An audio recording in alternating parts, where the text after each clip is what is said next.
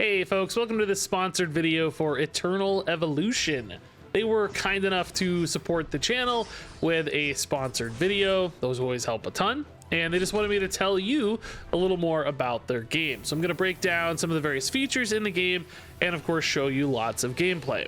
To give you a little idea of what the game's about, it's a fun idle RPG with some cool sci-fi designs, also melded actually with some really nice fantasy elements as well.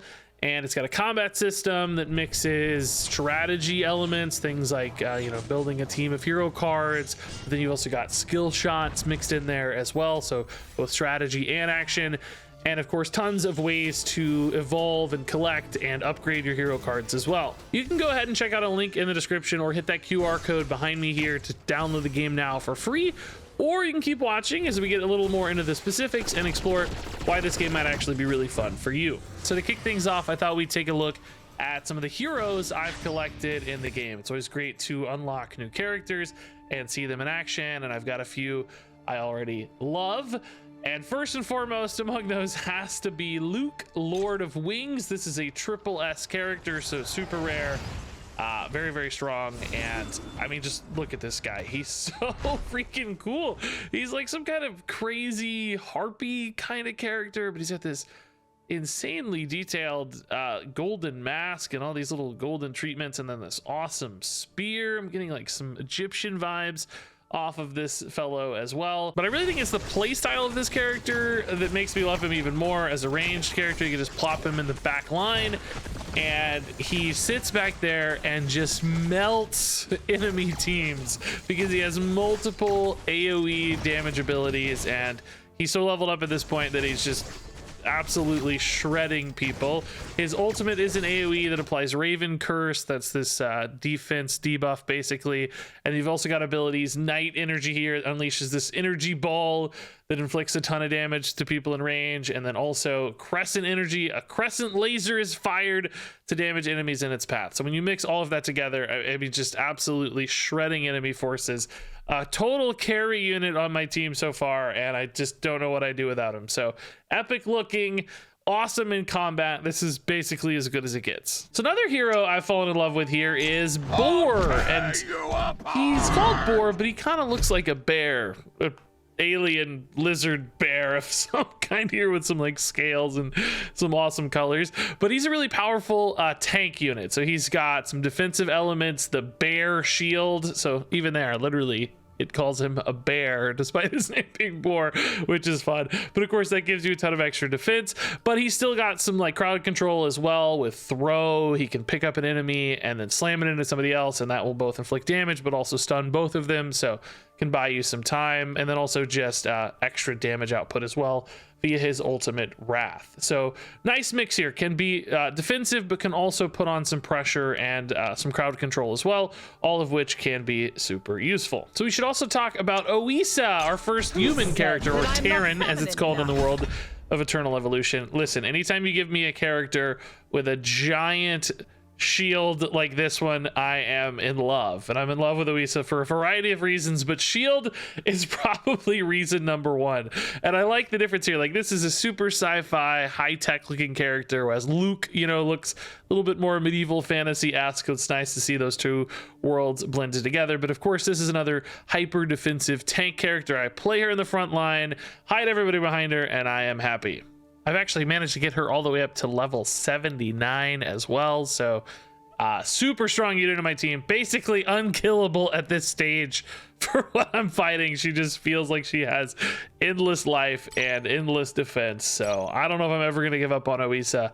She's definitely one of my favorites. So I also wanted to take a look at some of the newest characters added into the game. I don't have these yet, but man, they look awesome. For instance, this is Wamagon, the Dragon Lord. This dude, number one, has an awesome gigantic tail, which is also used in one of his abilities, it seems. Wamagon furiously strikes with their tail, knocking down all enemies in front and dealing damage. That sounds awesome. But I think the cooler part of this is that after 40 seconds of combat with this Dragonborn passive, he turns into a dragon. And in the dragon form, all basic attacks target enemies in the front. So it's not like you get a nice cleave effect as well. So he's kind of dragon-esque in his base form, but then he really goes crazy with a dragon later. This guy looks so freaking cool. Oh, and here's Vegnus. And listen, I said I love big shields, and Oisa has a big axe, and this guy just absolutely takes it to the next level. Look at this freaking shield on this guy. He's also got some monster thighs there as well, but definitely looks like a cousin of sorts to Wamagon here in the Atlas group of characters. And dude, this guy looks so sick. I was also reading his abilities here. He activates Guardian State, which reduces all received damage by 50%. So definitely looks like he's got some awesome and powerful tanking abilities to go with this crazy gigantic shield. So now that we've taken a look at some heroes, I also wanted to talk about all the different gifts and events that are available in the game. Basically, with a game like this, people are always curious about how free to play friendly is it, how much stuff am I gonna get? And I have to say, so far in Eternal Evolution, I feel like I've been absolutely overloaded with so many different things. There are all kinds of varieties of missions and different resources being provided to you every time you complete little sets of stages in PvE, every time you get little achievements.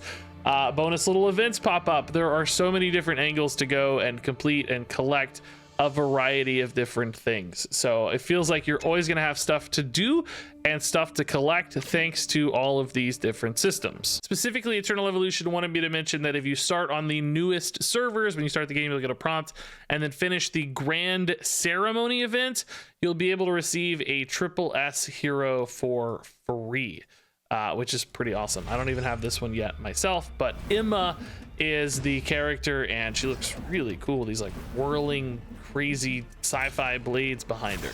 So we should talk a little bit about progression in Eternal Evolution, and one of the main ways you're going to progress in this game is by unlocking different hero cards, and I have actually unlocked a ton already. So I'm going to show behind me here some of the different heroes we've unlocked, including the awesome S Luke hero we talked about previously, and how insanely cool his animation is. It looks so awesome, and it's a real highlight when you unlock certain heroes in this game. But of course, once you get extra copies of heroes, you can use those to evolve your heroes and make them stronger and continue to progress your team, making sure you're leveling everybody up to take on the toughest challenges.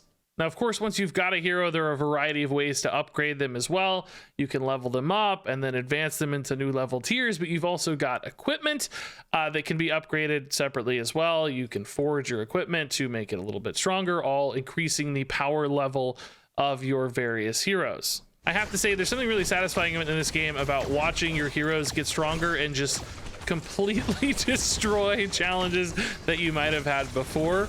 It really starts to stack up, and it's just like you've got this little team that you're watching and you're monitoring, and you're like, yes, you go, you got there, you did it, you're so much stronger than you were before, which feels really nice. So that said, we should talk a little bit about the combat system in Eternal Evolution. I think it feels a lot like a MOBA auto battler. You've got this kind of top-down view of your team, you're deciding the positions, and you're hitting skill shots. In some ways, it kind of feels like a MOBA there, but also, of course, they're battling for you. You're not enacting every single action they take or anything, so it's kind of like you get to watch and enjoy from the sidelines while still influencing combat a little bit with abilities if you'd like. On top of that, I think it'll scratch some strategy itches, basically building your team, making them stronger, choosing the characters you want to focus on, characters that have abilities and skills that might complement each other. Of course, you want to fit different roles, make sure you have tank, range DPS, maybe some buffs or crowd control in there to complement characters as well. So you've got this strategy side, this kind of team building, deck building almost side of the game, but you've also got the actual live gameplay itself, which is a little bit more action oriented. And then also just the fun of passively sitting back sometimes and watching your team do their thing after you've set them up so well for success. I think one of my favorite things to do is take on boss battles in this game. They just look and feel really epic, sometimes changing the view, but also just these gigantic characters and watching your team, you know, try to deal with that. There's also different sort of mechanics and skill checks in there that you have to actively pay attention to. So you know, the regular run-of-the-mill battles, you can just burn through those pretty quickly sometimes, but then these awesome big boss battles are a real moment to kind of slow down and take notice of what's going on. So I wanted to talk a little more about the AFK gameplay. Specifically, this is an idle RPG. It can be awesome to play it actively, but there are also a lot of systems in place so that you don't necessarily have to. You can earn rewards while you're offline, but there are also mechanics in the combat as well, with things like auto battles if you don't want to have to manually manipulate fights. Like, for instance, literally while working on videos and editing videos, I'll sometimes have this running in the background, just watching the characters do their thing, hearing them beating up the enemies in my headset while doing other things, which can be great. And then if you want to focus, you want to go fight a boss, you can also do things more actively as well. There's also a skip battle button. Just if you want to see if your team's strong enough, you can hit the skip battle button. It'll just go right to the end. And there's also 2x speed as well as you're pushing through PvE levels, so you don't have to wait as long for characters to take on a tough battle. Sometimes stuff has a fair bit of health you got to grind through, and that can make it helpful. So we should also talk a little bit about PvP. I love PvE in games like this, but it's also nice to challenge other people and see if your team can actually beat their team. And there is an arena in Eternal Evolution where you can load up your strongest team and see how it fares against teams that other people have set up as well. And there's a ranking system there to see how far up you could rank and where you rank on your individual server that you've joined.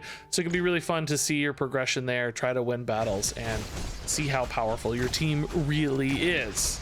Of course, there can also be a meta of sorts in that regard, depending on what sort of compositions you're encountering regularly. If people are running super defensive things, more aggressive things, you can start to adjust and tweak your own characters a little bit there to make sure you're well suited to face off against the sort of things you're encountering most often, which of course adds some nice depth. So there you go. That sums up what Eternal Evolution is all about. I think this is a really fun idle RPG experience. It's surprisingly quick and easy to get rolling. Feels good to participate in combat. It's one of the more engaging and fun combat systems I've encountered yet in an idle RPG. So if you're excited to try out Eternal Evolution, you can hit that link down there in the description below. You can use that QR code behind me on screen as well.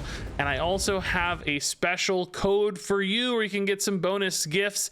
It's Regis Kilbin EE for Eternal Evolution. Use that when you hop in game, and it's going to give you a bunch of free goodies. So all that said, I'd like to thank all of you for spending some time with me here. I'd like to thank the sponsor, Eternal Evolution, for supporting the channel with a video like this. If you want to help support me, you can check out this game. Let me know what you think. So that said, thank you so much again for watching, and until next time, game on.